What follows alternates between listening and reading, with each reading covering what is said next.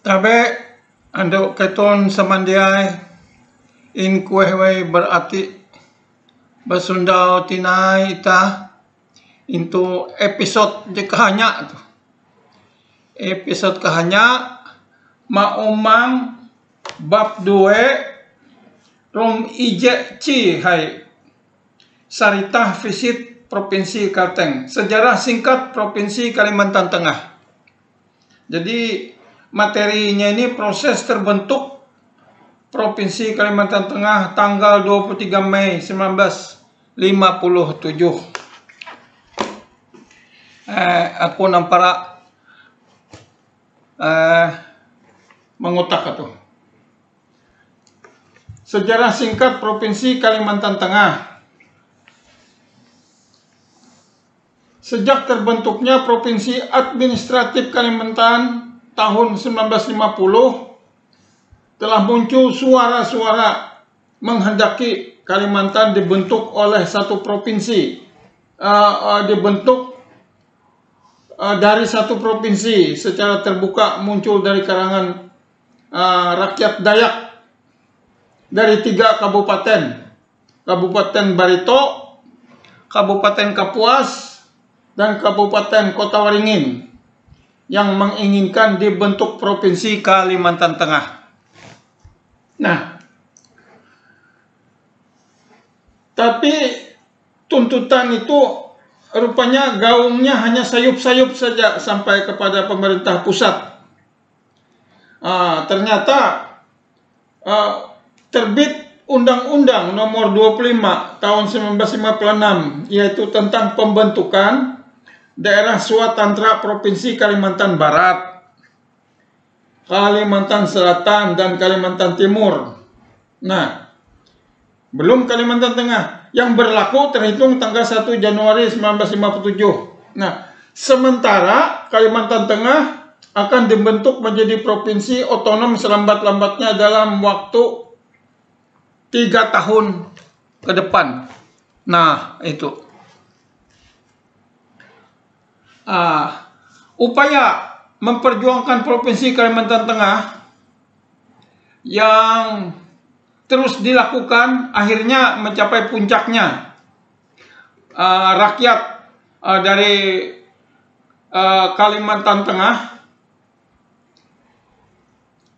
melakukan suatu kongres di Banjarmasin tanggal 2 sampai tanggal 5 Desember 1956 yang diketuai oleh Presidium Mahir Mahar waktu itu.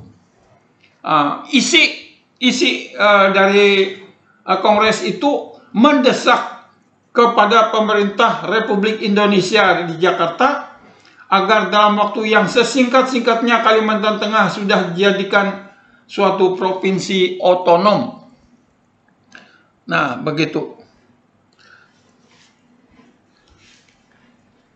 Akhirnya Menteri Dalam Negeri Republik Indonesia mengeluarkan keputusan pada tanggal 28 Desember 1956 antara lain menetapkan terhitung mulai 1 Januari 1957 membentuk kantor persiapan pembentukan Provinsi Kalimantan Tengah berkedudukan langsung di bawah Kementerian Dalam Negeri di Jakarta dan sementara ditempatkan di Kota Banjarmasin.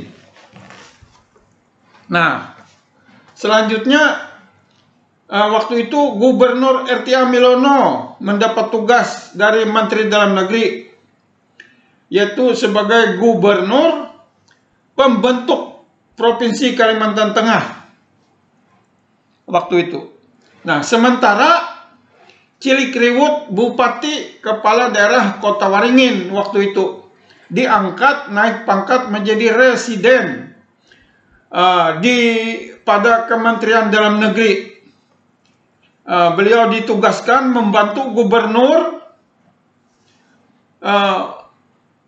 pembentuk Provinsi Kalimantan Tengah.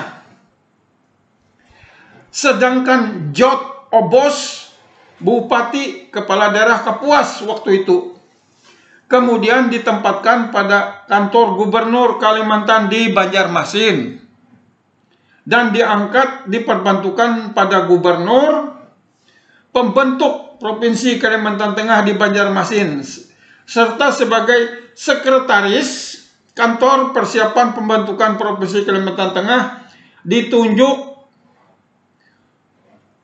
Bapak Dr. Andus F. Adi Patianom. Nah,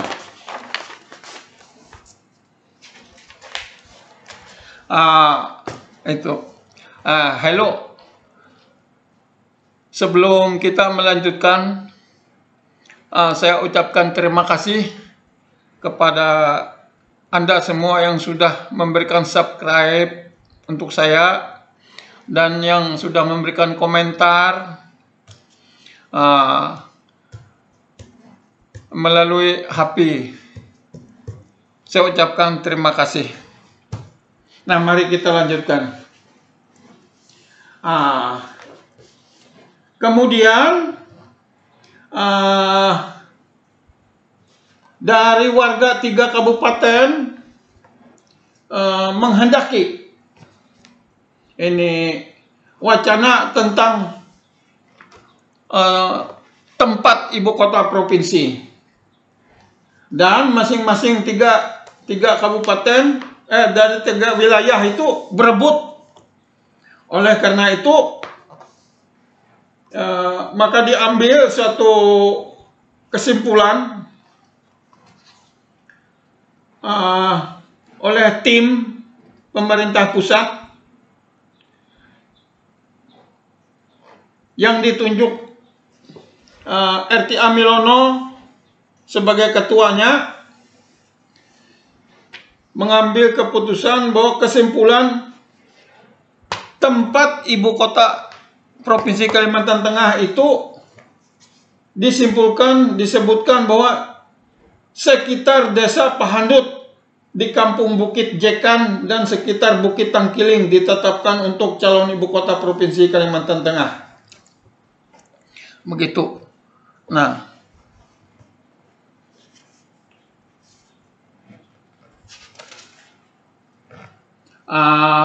kemudian pada tanggal 18 Mei 1957, Gubernur RTA Milono meresmikan daerah tempat ibu kota itu yang diberi nama Palangkaraya. Nah, itu dia. Adapun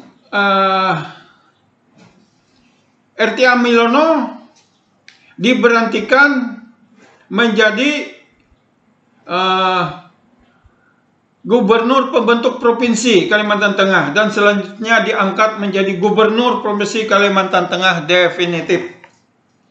Nah, jadi provinsi Kalimantan Tengah waktu itu hanya ada 3 kabupaten, yaitu Kabupaten Barito, Kabupaten Kapuas, dan Kabupaten Kota Waringin. Nah, Kabupaten Barito dimekarkan menjadi Kabupaten Barito Utara dengan ibu kota Moratewe, Kabupaten Barito Selatan dengan ibu kota Buntok, Kabupaten Kapuas tetap ibu kotanya.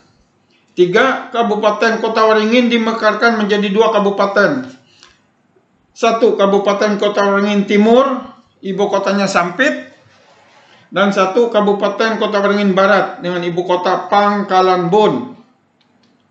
Nah, kemudian tanggal 22 Desember 1959, kedudukan pemerintah daerah Kalimantan Tengah yang sebelumnya di Banjarmasin dipindahkan ke daerah hukum sendiri, yaitu Palangkaraya, terhitung 1 Januari 1960.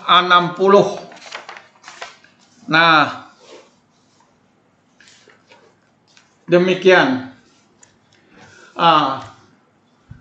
Dengan perjalanan waktu, kemudian Provinsi Kalimantan Tengah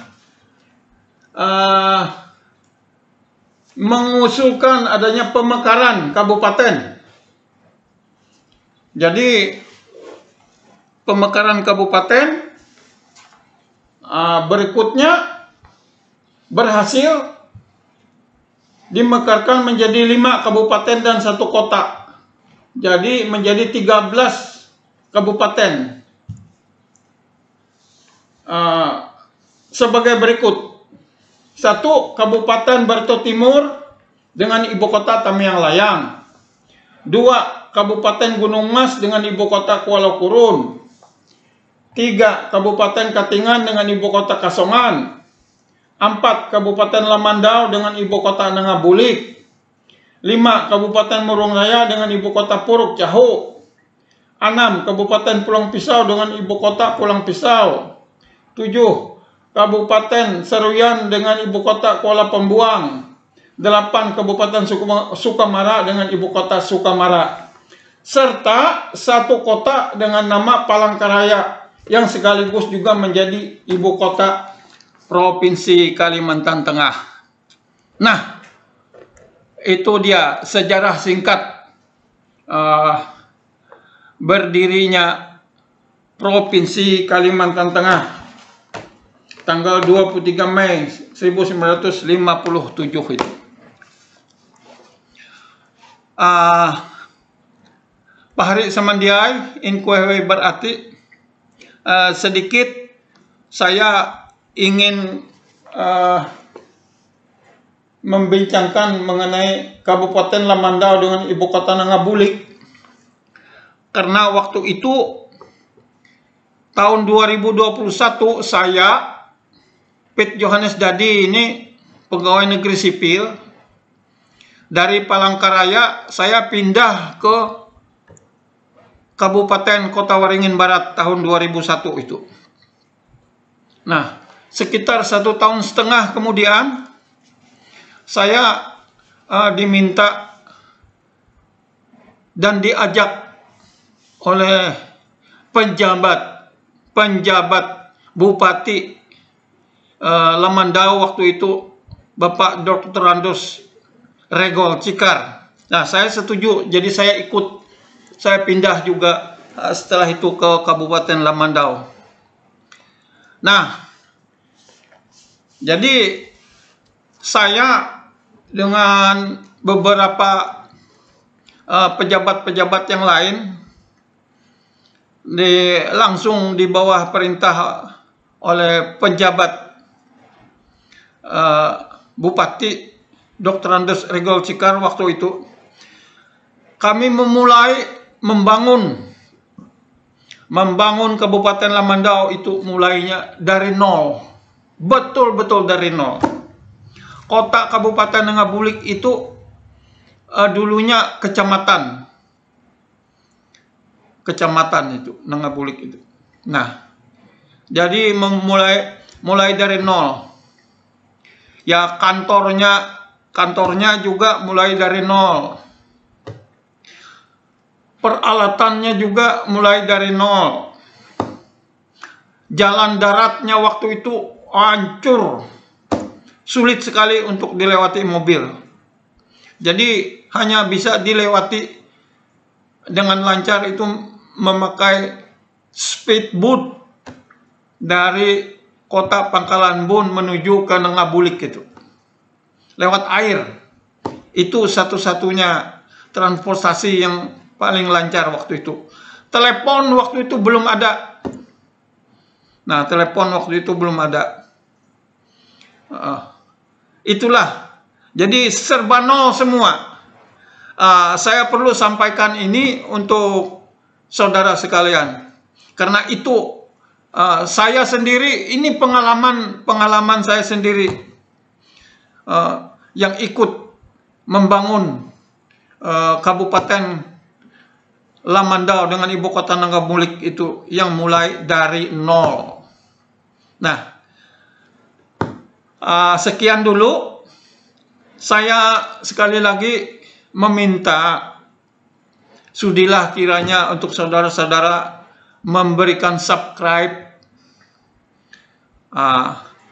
memberikan komentar tertulis, apakah memberikan sukakah, tidak sukakah untuk channel Kamus Kutak Dayak Ngaju tuntang Simpun Kutak Dayak Ngaju versi Pit Yohanes Dadi ini. Mudah-mudahan saja ini membuka pemikiran untuk Anda semua yang belum dan baru tahu serta mendengarkan ini. Sekali lagi saya ucapkan terima kasih. Saliwut basundau tinai untuk episode J Satentota. Narima kasih.